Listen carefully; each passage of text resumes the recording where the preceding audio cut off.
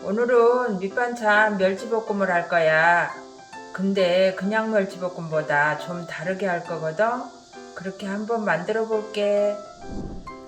불을 약하게 해놓고 식용유 5스푼 들어갔거든. 마늘 1큰술, 불 세게 해놓고 볶다가 물엿도 넣고 설탕도 넣고 넣을 거야.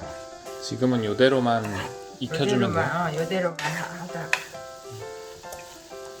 저기 큰 것도 들어갔네?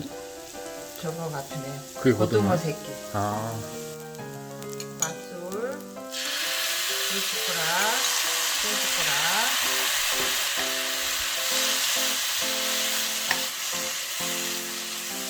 맛술은 왜 넣는 거예요?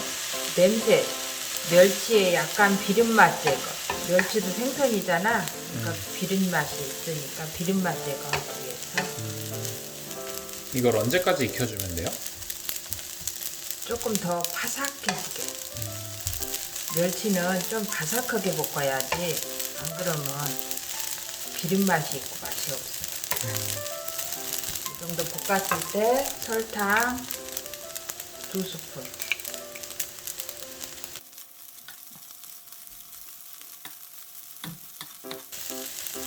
좀 노래지네.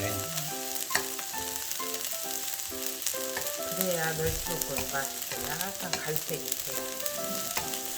그럴 때 이걸 조금 줄이고.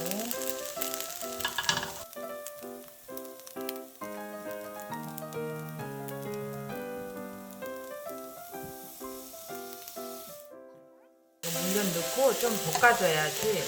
물엿 넣고 바로 저거 하면 너무 질척해서 안 좋아.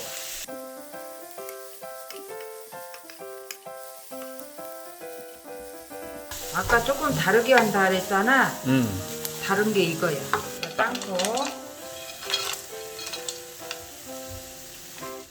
땅콩을 넣고 이렇게 같이 볶으면 이렇게 하나씩 먹을 때 더 맛있어. 근데 견과류는 어떤 거를 넣어도 괜찮아. 아, 호두가 있으면 호두를 넣고. 호두 넣어도 되고. 참기름 1숟가락 넣고. 이제 거의 다 됐어. 깨만 뿌리면 완성이야. 한번 먹어볼 거야? 한번 먹어. 견과류랑 먹으니까 맛있다.